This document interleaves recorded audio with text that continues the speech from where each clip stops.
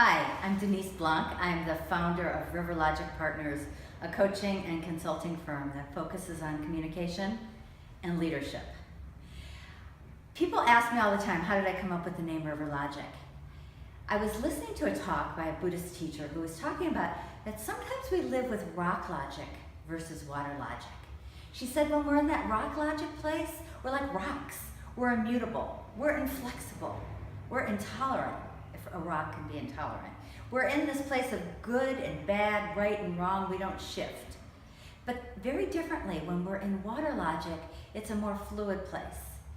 We're willing to change and adapt depending on the situation.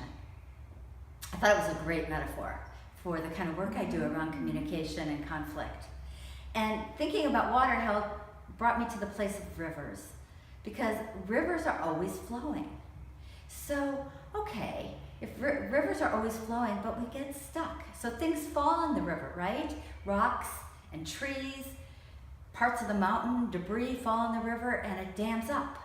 And it creates these rapids. Well, isn't that also true for us?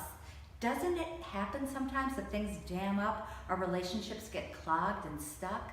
So then, how do we move around it? How do we move around these impediments or remove them? That's the question. I was out hiking the other day with a friend of mine, and she was sharing this challenge she's having with her 13-year-old son, who she said has become increasingly belligerent. That particular morning ended in a shouting match, and it was really upsetting for her because it was his birthday.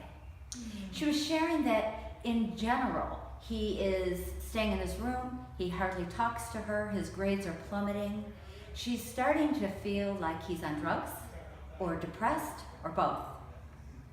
I asked her, what was she like when she was 13? And she shifted. She stopped talking, she looked at me, kind of a feeling of sadness went over her face, and she was actually a really moody kid. Looking back, she realized she was depressed. And she also realized her son is a lot like her.